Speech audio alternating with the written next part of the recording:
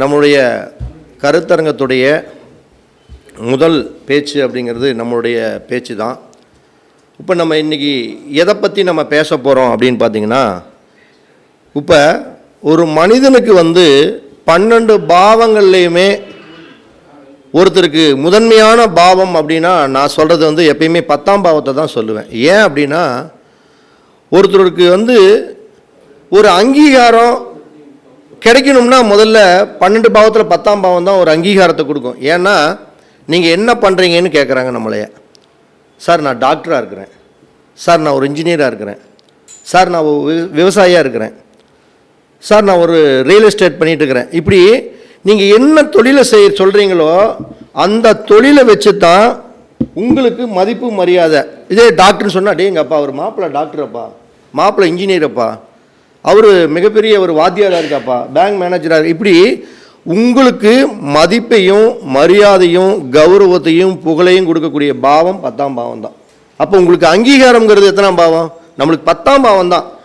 இந்த 10ஆம் பாவத்தின் மூலமாக தொழிலும், இந்த 10ஆம் பாவத்தின் மூலமாக உங்களுக்கு தனவரவும் எப்படி இருந்தால் நீங்கள் என்ன மாதிரி ஒரு தொழில் செஞ்சால் உங்களுடைய பொருளாதாரத்தை மேம்படுத்திக்கலாம் அப்படிங்கக்கூடிய ஒரு அழகான ஒரு அற்புதமான பதிவு. ஏன் அப்படின்னா 10ஆம் பாவத்தை நீங்கள் கரெக்டாக இயக்குனீங்கனாவே எல்லாம் வரும். ஏன் அப்படின்னா, ஒரு மனுஷன் வாழ்கிறதுக்கு என்ன தேவை, இன்றைக்கி சூழ்நிலையில் என்ன வேணும் ஒரு மனுஷனுக்கு? நல்லா சொல்லுங்க, என்ன வேணும்? பணம் தான் வேணும் ஃபஸ்ட்டு.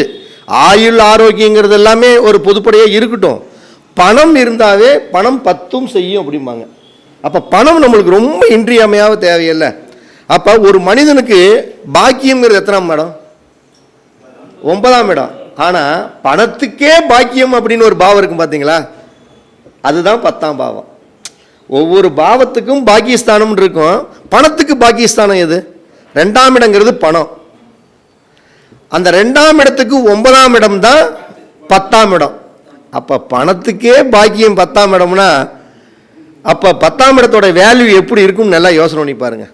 அப்போ 10ஆம் இடம் தான் ஒருத்தருடைய புகழையும் செல்வாக்கையும் கௌரவத்தையும் மதிப்பையும் மரியாதையும் அந்தஸ்தையும் கொடுக்கறது 10ஆம் இடம் தான். அப்போ 10ஆம் இடம் தான் நம்மளுக்கு வலுவாக இருக்கணும்னு தான் நம்ம சொல்ல வர்றோம்.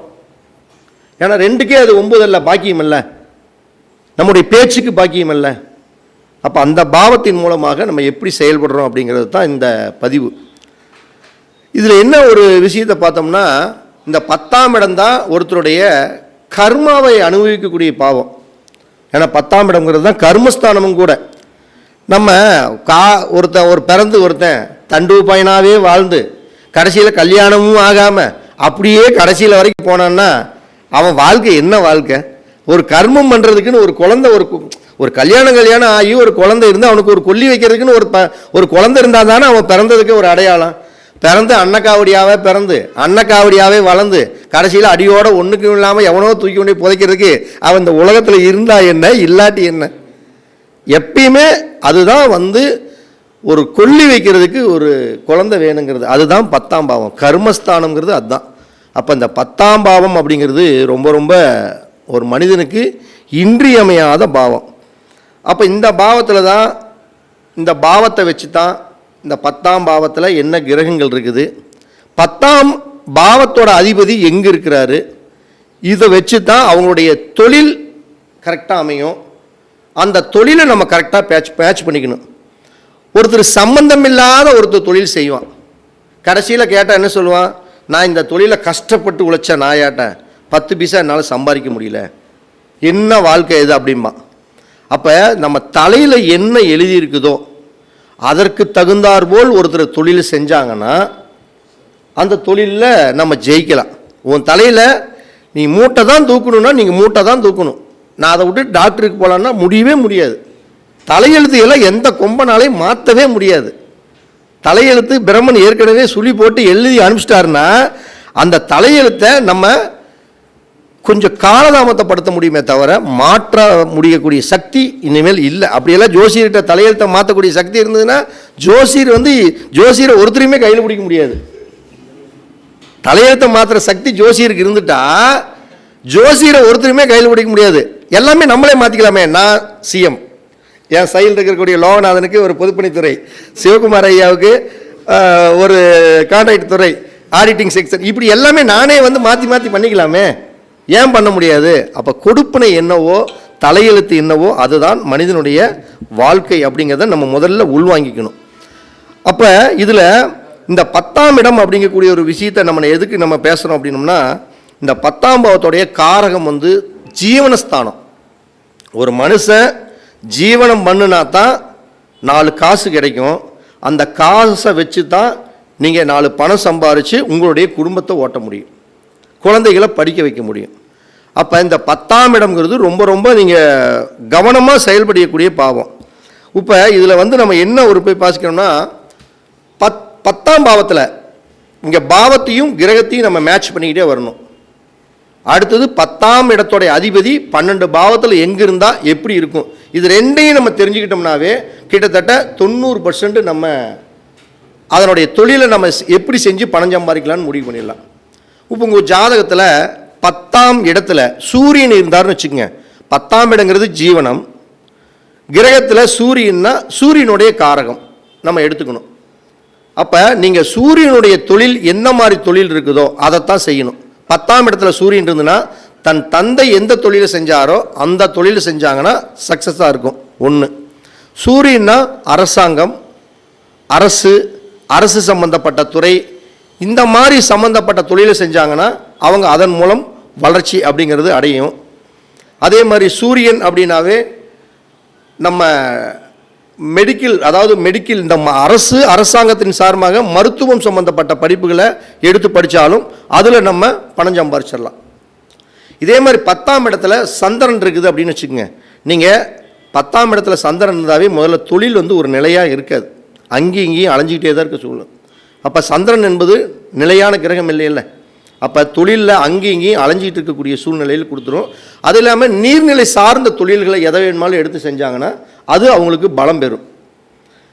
அதே மாதிரி 10ஆம் இடத்துல செவ்வாய் இருக்குதுன்னா செவ்வாயோடைய தொழில் வந்து நிலம், வீடு, ரியல் எஸ்டேட்டு, மருத்துவம், இராணுவம், மிலிட்ரி, இந்த மாதிரி கிரகம் சார்ந்த தொழில் அது எந்த பாவத்தில் இருக்குது, எந்த கிரகத்தோட நட்சத்திரத்தில் இருக்குது அப்படிங்கிறதெல்லாம் இன்னும் கொஞ்சம் உள்வாங்கிக்கணும்.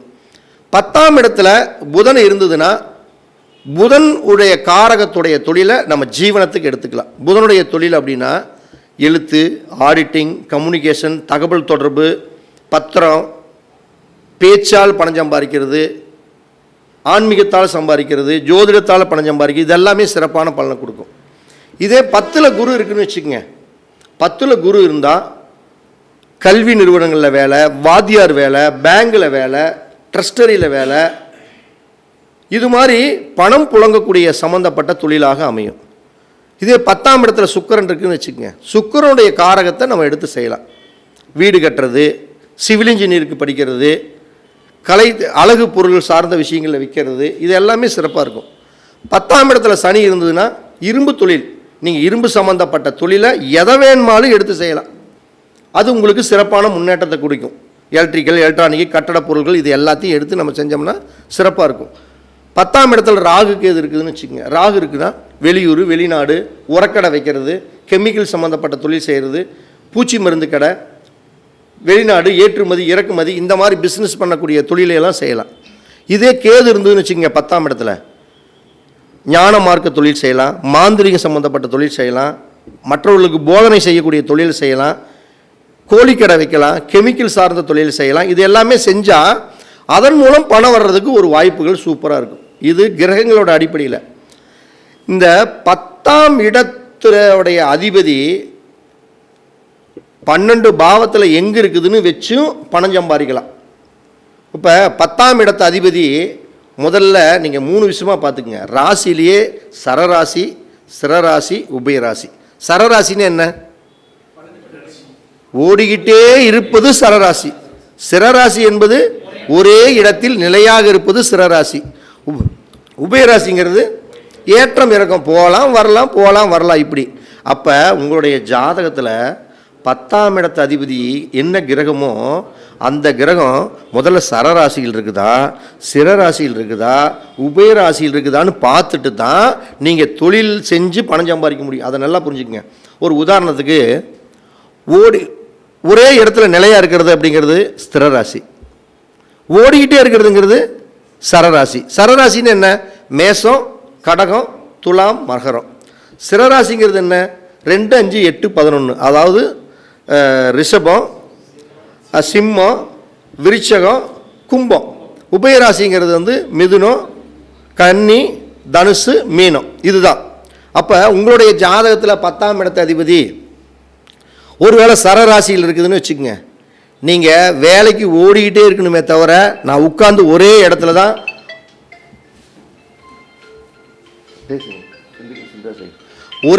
தான் உட்கார்ந்து நான் தொழில் செய்யலான்னு நினைக்கவே கூடாது. 10ஆம் இடத்த அதிபதி சரராசியில் இருந்தால் ஓடிக்கிட்டே இருக்கணும். சும்மா நான் ஒரே இடத்துல ஒரு ஆஃபீஸ் போட்டு இங்கேயே உட்காந்து 10 பேர்த்துட்டு வேலை வாங்குறேன்னு சொன்னால் நீங்கள் எல்லாம் பணம் சம்பாதிக்கவே முடியாது. விதியை தலையெழுத்தை மாற்றவே முடியாது. நம்ம ஜாதகத்தில் என்ன கொடுப்புனையோ கொடுப்புனைக்கு தகுந்தார் போல தான் நடந்துக்கணும். அப்போ 10ஆம் இடத்த அதிபதி ஒருத்தருக்கு சரராசியில் இருந்தது அப்படின்னா நான் உட்கார்ந்து வேலை செய்யக்கூடாது, ஓடிக்கிட்டே இருக்கணும். ஒருத்தருக்கு 10ஆம் இடத்த அதிபதி ஒரு 10ஆம் இடத்த அதிபதி சிரராசியில் இருந்தால் அவங்க முதல்ல என்னன்னா ஒரே இடத்துல நிலையாக உட்காந்துற தொழில் செஞ்சாங்க அப்படின்னா அவங்க ஜெயிச்சிடலாம். 10 நாளைக்கு கொஞ்ச நாளைக்கு அங்கே இருக்கிறது, அதுக்கப்புறம் அந்த ஊரில் போய் வேலை செய்கிறது, அதுக்கப்புறம் இந்த ஊருக்கு போகிறது, ஊருக்கு சட்டி தூக்குறது, இப்படிலாம் செஞ்சிங்கன்னா பிழைக்கவே முடியாது. 10ஆம் இடத்த அதிபதி சிரராசியில் இருந்தால் ஒரே இடத்துல நிலையாக வேலை செய்யணும். 10ஆம் இடத்த அதிபதி உபயராசியில் இருந்தால் நீங்கள் அங்கேயும் போகலாம் இங்கேயும் போகலாம், எப்படி வேணுமாலும் இடம் விட்டு இடம் தகுந்து வேலை செய்யலாம். அப்போ நீங்கள் நல்லா என்ன புரிஞ்சுக்கணும்னா நம்ம ஜாதகத்தில் எல்லாமே இருக்குது. அந்த 10ஆம் இடத்த அதிபதி சரத்தில் இருந்தால் ஓடிக்கொண்டே வேலை செஞ்சால் தான் பணம் வரும். சிரராசியில் இருந்தால் ஒரே இடத்துல தான் நிலையாக உட்காரணும். அங்கேயும் அலைஞ்சான்னா நாய் மாதிரி அங்கேயும் போயிட்டே வர வேண்டியதை தவிர 10 பைசா புரோஜனம் கிடையாது. உபயராசியில் இருந்துன்னா மேலேங்கீழையும் நீங்கள் போயிட்டு வரலாம். இது 2வது ஒரு கேட்டகரி. 3வது நீங்கள் என்ன தெரிஞ்சுக்கணும்னா 10ஆம் இடத்தோடைய அதிபதி முதல்ல லக்னத்தில் இருந்தால் எப்படி இருக்கும் அப்படிங்கிறது நம்ம பார்க்கணும். 10ஆம் இடத்த அதிபதி லக்னத்தில் இருந்தால் 10ஆம் இடம்னா தொழில் ஸ்தானம். லக்னங்கிறது நம்ம தன்னுடைய திறமை, தன்னுடைய ஆளுமை. 10ஆம் இடத்த அதிபதி லக்னத்தில் இருந்தால் தன்னுடைய திறமையை, தன்னுடைய ஆளுமை, தங்கிட்ட என்ன டேலண்ட் இருக்குதோ அந்த டேலண்டை பயன்படுத்தி தான் ஒருத்தன் தொழில் செஞ்சால் பணம் சம்பாதிக்க முடியுமே தவிர வேற மாதிரி தொழில் செய்யவே முடியாது. அதே மாதிரி 10ஆம் இடத்த அதிபதி லக்னத்தில் இருந்தால் தன்னுடைய குலத்தொழில், தன்னுடைய அப்பா என்ன செஞ்சார், பாட்டை என்ன செஞ்சார், அந்த மாதிரி தொழில் அவர்களுக்கு சிறப்பான முன்னேற்றத்தை கொடுக்கும்.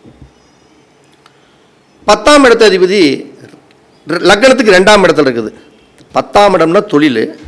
நீங்கள் என்ன பண்ணணும்னா 10ஆம் இடத்தோடைய காரகத்தையும் 2ஆம் இடத்தோட காரகத்தையும் ரெண்டையும் அப்படியே ஒன்று சேர்த்துனீங்கன்னா போதும், வேறு எதையுமே பண்ண வேணாம். 2ஆம் இடம்னா என்ன? பேச்சு. அப்போ 10ஆம் இடத்தை 2ஆம் இடத்துல இருந்தால் பேச்சால் பணம் சம்பாதிக்கலாம். 2ஆம் இடங்கிறது பணம், பணத்தை போட்டு பணம் எடுக்கலாம், ஃபைனான்ஸ் செய்யலாம்.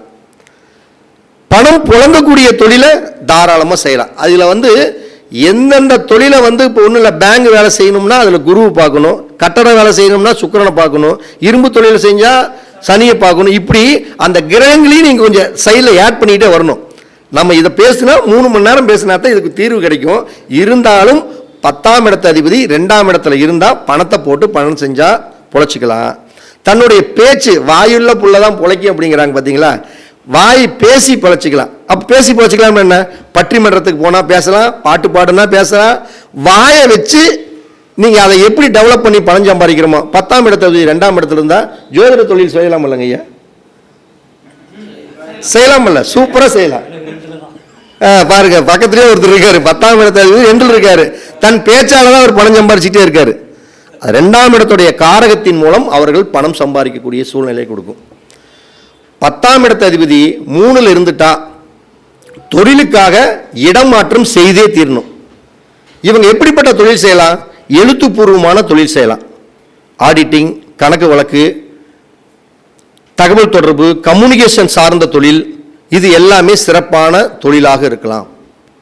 கதை எழுதலாம். 10ஆம் இடத்த அதிபதி 3ல் இருந்தால் கதை அழகாக எழுதுவான், கற்பனை சூப்பராக எழுதுவான். கதை நல்ல கவட்டையே பிரியும் மூளை.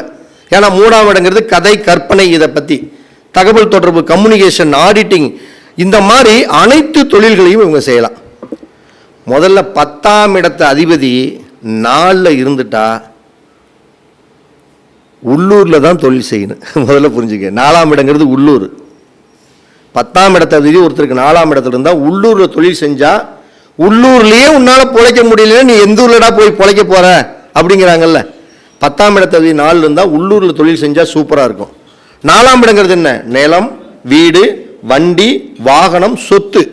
அப்போ நிலத்தை வச்சு தொழில் செய்யலாம். நிலம் வாங்கி விற்கிறது, இந்த மாதிரி தொழில் செஞ்சால் சூப்பராக இருக்கும்.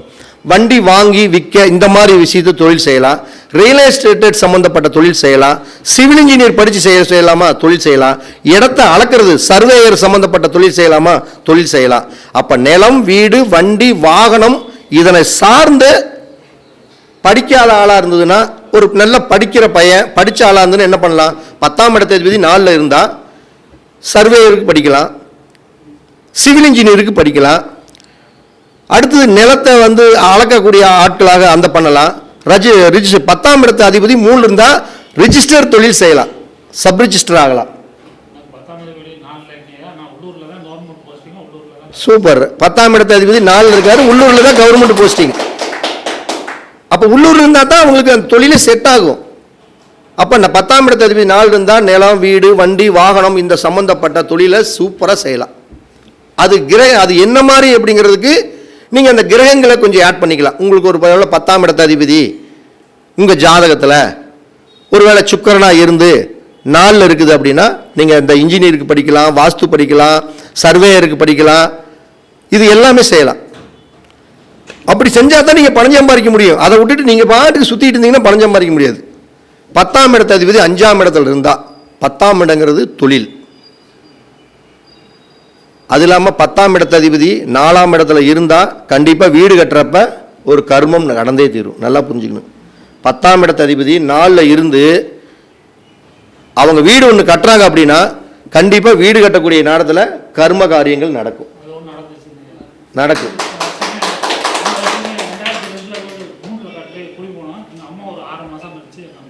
அதுதான் விஷயங்க ஐயா.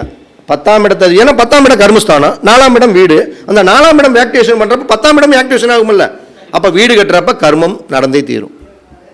ஏன்னா 4ஆம் இடம் அம்மா இல்லை, அம்மாவுக்கு கர்மம் நடக்குமில்ல. இதெல்லாம் உண்மையாலுமே இதை வச்சு தான் நீங்கள் முடிவே பண்ணணும்.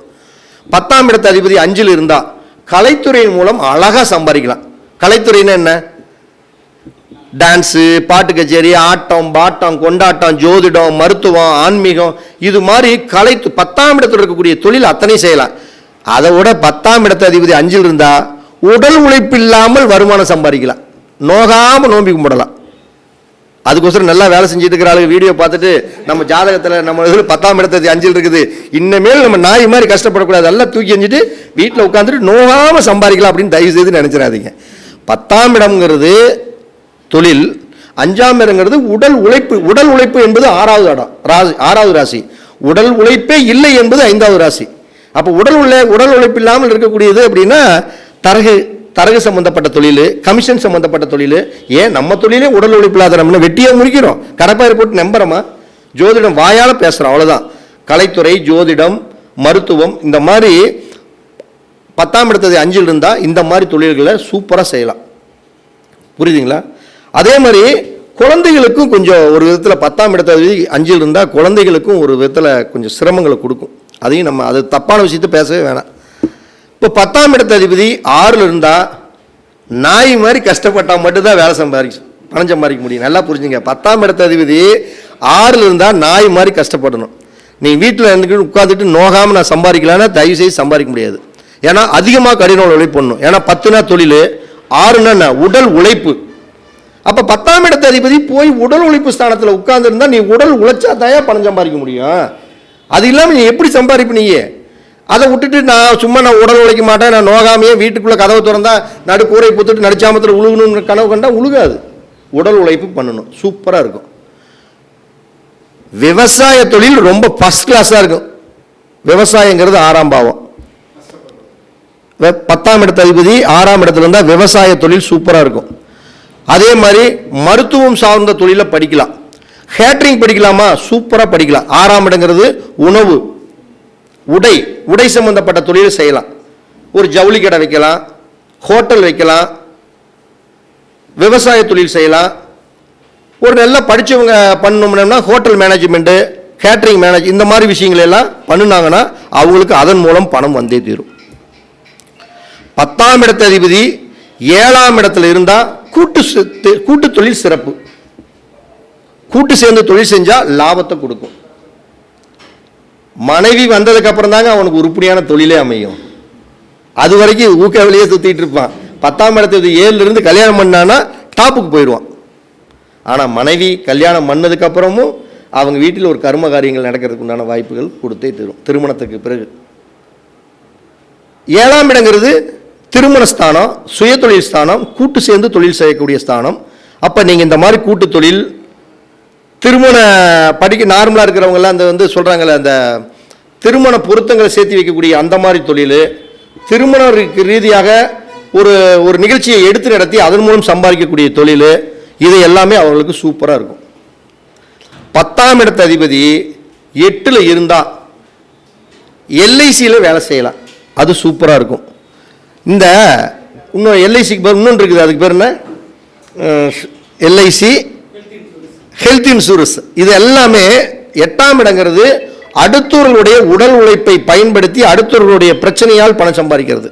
அப்போ இந்த எல்ஐசி ஹெல்த் இன்சூரன்ஸு பேசுங்க, நீங்கள் பேசுங்க. இந்த மாதிரி திடீர் அதிர்ஷ்டம், யாராச்சும் ஒருத்தருடைய பணம் கர்ம காரியங்கள் ஒருத்தருக்கு நடந்து அதன் மூலம் இவர்களுடைய தொழில் ஒரு பணம் இப்படி வந்து தீரும். சொந்தத்தில் யாராச்சும் ஒருத்தர் ஆனால் குழந்தைகளே இல்லாமல் இருக்கும், திடீர்னு அவங்க இறந்துருவாங்க. எழுதுகிறப்ப இவருக்கு எங்கள் அண்ணன் பையனுக்கு இந்த சொத்தை நான் எழுதி வைக்கிறேன் அப்படின்னு சொல்லி எழுதி வச்சுட்டு போயிடுவாங்க. அதன் மூலம் இவங்களுக்கு பணம் வரும். இல்லீகல் பிஸ்னஸ் பண்ணுறவனுக்கு சூப்பராக இருக்கும். 10ஆம் இடத்து அதிபதி 8ஆம் இடத்துல இருந்தால் அடுத்தவர்களை கந்து விட்டு தொழில் செஞ்சானா சூப்பராக இருக்குங்க. இன்னும் சிம்பிளாக சொன்னோம்னா 10ஆம் இடத்து அதிபதி 8ல் இருந்தால் கந்து விட்டு தொழில், அடுத்தவர்களை சித்திரவதைப்படுத்தினா என்ன, அதிக வட்டி கொடுத்து வாங்கிறது. 10ஆம் இடத்து அதிபதி 6ல் இருந்தால் வட்டிக்கு விட்டு பணம் சம்பாதிக்கலாம், குறைஞ்ச வட்டி. 10ஆம் இடத்து அதிபதி 8ல் இருந்தால் கந்து வட்டி, மீட்டர் வட்டிங்கிறாங்கல்ல, இதில் நிறைய பணம் சம்பாதிப்பாங்க. ஆனால் அடுத்தவங்களை நோகடிச்சு தானே சம்பாதிக்கிறாங்க. 10ஆம் இடத்து அதிபதி 9ஆம் இடத்துல இருந்தால் தன்னுடைய தகப்பனுடைய தொழில் செஞ்சாங்கன்னா பணம் சம்பாதிச்சிருவாங்க. தன்னுடைய தகப்பனுடைய சொத்து கண்டிப்பாக கிடைக்கும். அடுத்தது வெளிநாட்டு கல்வி அவர்களுக்கு சிறப்பான பலனை தரும். வெளிநாட்டு தொழில் மூலம் அவர்களுக்கு நல்ல வருமானங்கள் கிடைக்கும். அடுத்தது பார்த்தீங்கன்னா ஒரு கோயில் குளம் ஒரு இது இருக்குது அப்படின்னா அதில் ஒரு தலைமை பொறுப்பு, ஒரு நிர்வாகத்தில் இருக்கக்கூடிய அமைப்பு, ஒரு செயலாளராக இருக்கக்கூடிய அமைப்பு, பொருளாளராக இருக்கக்கூடிய அமைப்பு, இதில் எல்லாம் அவங்களுக்கு ஒரு பலன் தரக்கூடிய அமைப்பாக இருக்கும். அதே மாதிரி உயர் கல்வி சம்பந்தப்பட்ட ஒரு பாடங்களில் அவர்களுக்கு ஒரு அங்கீகாரம் கிடைக்கும். 10ஆம் இடத்த அதிபதி 9ல் இருந்தால் தந்தை சொத்து, தந்தையின் மூலம் பணம் கிடைக்கிறது, வெளிநாட்டில் லாபம் கிடைக்கிறது, ஏற்றுமதி இறக்குமதி பண்ணக்கூடிய பிஸ்னஸை பண்ணுறது, இது எல்லாம் ஒரு சிறப்பான முன்னேற்றங்களை கண்டிப்பாக கொடுத்தே தீரும்.